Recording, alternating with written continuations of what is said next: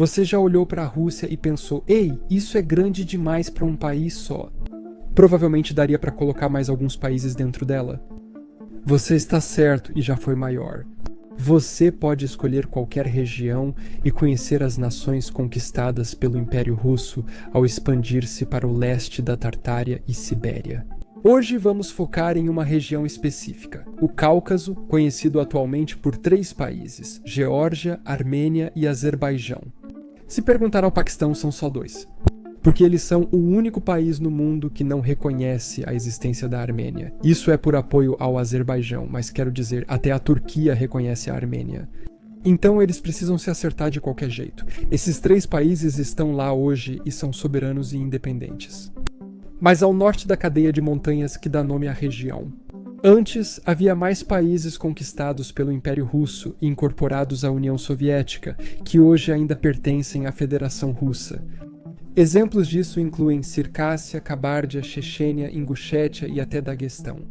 Países que abrigavam povos, nações e culturas únicas, muitas vezes simplesmente destruídos. Vamos descobrir o que aconteceu com eles.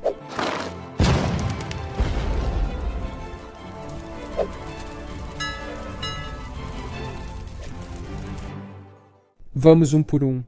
Saiba onde ficava o país, exatamente como ele surgiu, quem era seu povo e por quê, ou como, ele foi destruído pelos russos.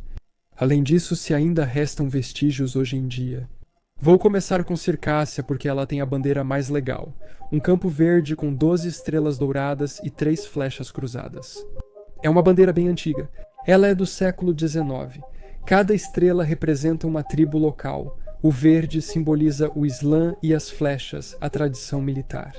Circácia ficava no noroeste do Cáucaso, da costa do Mar Negro ao interior da bacia do Kuban e em costas das montanhas do Cáucaso, cobrindo grande parte do que hoje é Adiguésia, o oeste de Krasnodar e partes de Karachay. Mas não era o reino tradicional que conhecíamos em outros lugares da Europa. Circácia surgiu no final da Idade Média por volta do século XIII como confederação de tribos Adig. Eles compartilhavam lei, costumes e cooperação militar, embora também houvesse conflitos entre eles. O brasão deles era muito legal e mostrava um dos seus soldados em cima de um cavalo segurando uma lança. Sua população incluía circassianos, Adig, Kabardianos, Shapsug, Absak, Natukai e outros. Eles eram organizados em classes aristocráticas e de plebeus e governados pelo Adig Kabze, que era um código costumeiro rigoroso que enfatizava a honra, a hospitalidade e os valores marciais. Acho que você pode pensar como Esparta, mas de um jeito um pouco mais gentil. A cultura deles era fortemente baseada em guerreiros, e as tradições épicas orais mantiveram uma etiqueta social bastante elaborada ao longo dos séculos. Ela foi influenciada por crenças pagãs e pelo cristianismo romano e ortodoxo, principalmente por laços comerciais com Constantinopla. Através do Mar Negro, a influência islâmica chegou da mesma forma, e a Circácia tornou-se gradualmente muçulmana sunita entre os séculos XVI e XVI-XVII, principalmente devido à influência otomana e tártara da Crimeia, embora a religião frequentemente coexistisse com antigos costumes. O Império Russo avançou sobre suas terras no fim do século XVIII, expandindo-se ao sul e leste. Isso acabou escalando para a Guerra do Cáucaso em 1817, que durou até 1864, e embora essa guerra tenha chegado ao fim, não houve realmente uma série de tratados que colocassem fim à existência da Circácia. Ao invés disso, houve destruição militar. Vilarejos foram queimados, populações levadas à fome e deportações em massa ocorreram. Em 1864, após concluir sua conquista, o czar Alexandre II ordenou a expulsão dos habitantes locais e assentou cristãos russos em seu lugar. Os russos expulsaram a maioria da população circassiana para o Império Otomano, no que é amplamente reconhecido como o genocídio circassiano. Estima-se que entre 80% e 90% dos circassianos foram mortos ou exilados, destruindo-os efetivamente como nação. Durante o período soviético, o território foi fragmentado em várias unidades, deliberadamente para impedir a reunificação, embora, a essa altura, já não houvesse muito o que reunir. Hoje, a Circácia não existe politicamente, mas os circassianos sobrevivem como minorias dentro das repúblicas russas e como uma grande diáspora no exterior. mas é improvável que ela recupere sua soberania algum dia. Agora vamos conhecer o grande principado de Cabárdia. A bandeira deles era, na verdade, semelhante à da Circácia, porque também fazia parte dessa cultura. Cabárdia era o Principado Circassiano Oriental. Situada no centro do norte do Cáucaso, corresponde à atual Kabardino-Balcária. Ela tornou-se uma entidade política distinta no século XV, governada por príncipes FSI que comandavam um estado aristocrático centralizado. Comparada ao Ocidente, sua população era majoritariamente cabardiana, com algumas influências túrquicas e alanas. Eles formaram um estado separado por terem identidade étnica distinta e optarem por outro sistema de governo. Mas havia muitas semelhanças com os vizinhos ocidentais. A cultura cabardiana seguia o Adige Kabza, com uma forte classe nobre e costumes de corte elaborados também. Ela se converteu mais cedo e de forma mais completa ao Islã sunita, pois estava mais próxima do Kanato da Crimeia e do mundo otomano. Eles mantiveram relações diplomáticas precoces com Moscóvia no século XVI, incluindo casamentos dinásticos. Esses laços depois facilitaram a dominação russa, não oferecendo proteção. Desde o final do século XVIII, a Rússia minou sua soberania com fortes apropriação de terras e pressão militar. Diferente do Ocidente, eles foram subjugados mais cedo, com o controle russo efetivo na década de 1820 e grande perda populacional por guerra, doenças e migração forçada. As estratégias russas típicas? Essas áreas eram fundamentais para o Império Russo, pois buscavam expandir seu território, acessar o Mar Negro e diminuir a influência otomana na fronteira. Sob o domínio soviético, foi fundida com os Balcars na República Socialista Soviética Autônoma Kabardino-Balkar, o que meio que institucionalizou a divisão étnica da região. Hoje, os cabardinos continuam sendo uma nacionalidade titular dentro da região, mas Kabárdia como entidade soberana também não existe mais. Passando para a Chechênia, que talvez seja o exemplo mais moderno de um país sendo tomado pela Rússia, porque isso aconteceu de novo recentemente. A Chechênia fica no centro-norte do Cáucaso, a leste da Ingushétia, e a oeste do Daguestão, incluindo planícies florestadas e terrenos montanhosos. Agora, a Chechênia é antiga. Suas sociedades se desenvolveram já na antiguidade, mas como uma nação reconhecível, ela se formou por meio de sociedades baseadas em clãs durante o período medieval. Ao contrário de seus vizinhos feudais, a Chechênia não tinha reis ou príncipes, e o governo era comunal e igualitário, com conselhos de anciãos. Meio que um cenário utópico. A população chechena, também conhecida como Nokshi, seguia uma cultura que enfatizava a honra pessoal, a resistência à dominação externa e a solidariedade de clã.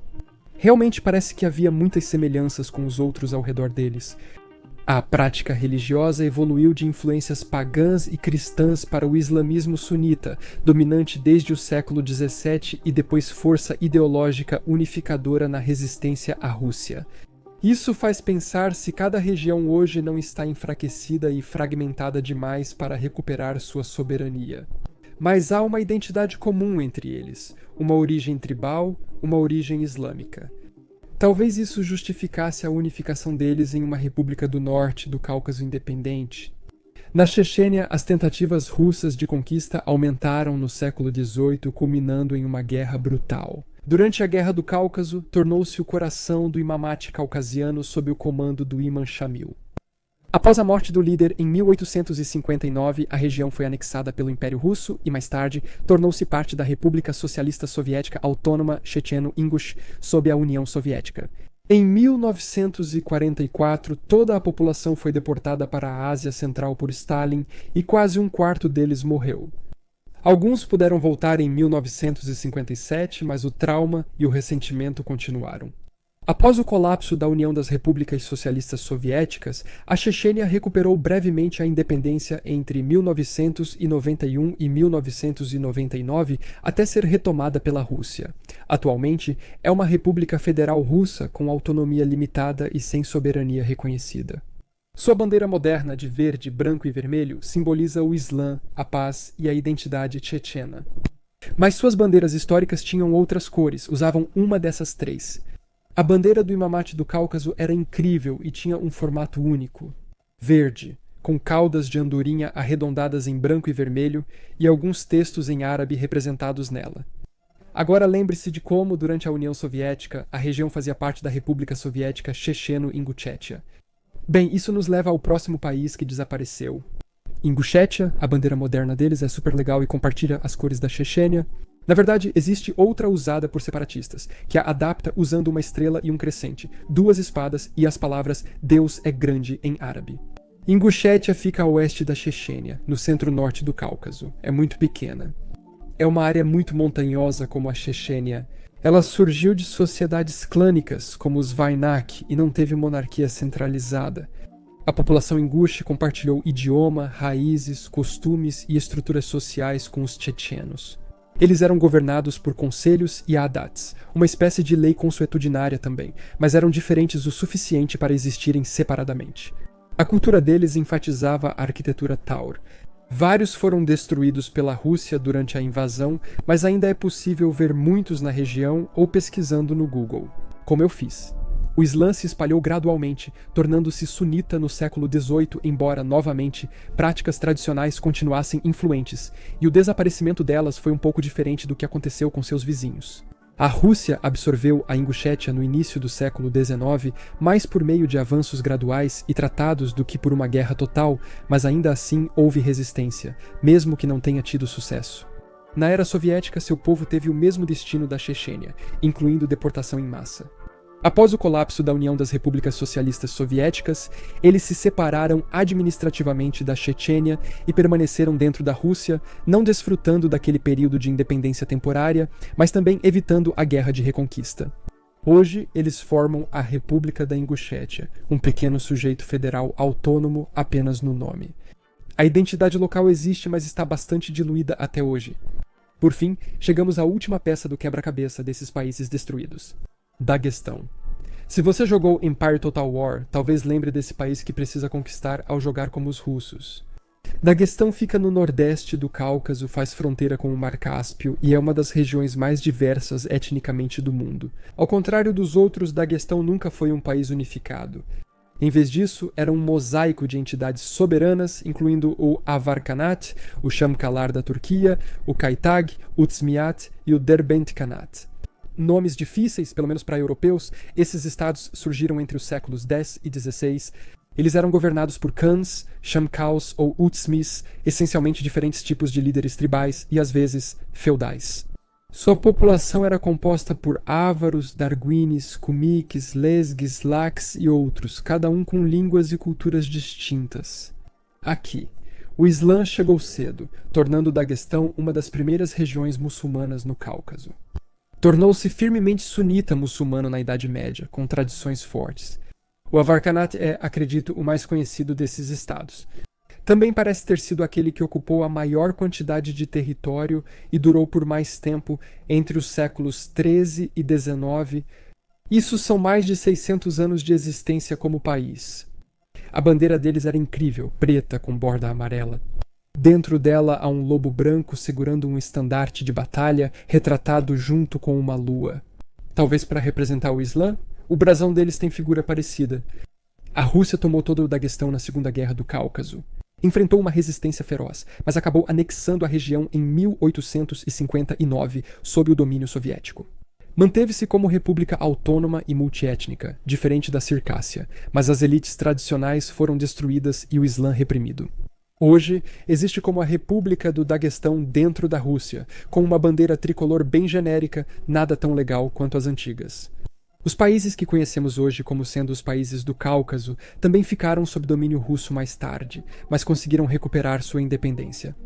A proximidade da Turquia e do Irã ajuda, mas acredito que, acima de tudo, as montanhas do Cáucaso fornecem uma barreira natural contra incursões russas, embora eles ainda as ultrapassem ao tentar anexar partes da Geórgia. Hoje, seus vizinhos do norte não tiveram tanta sorte.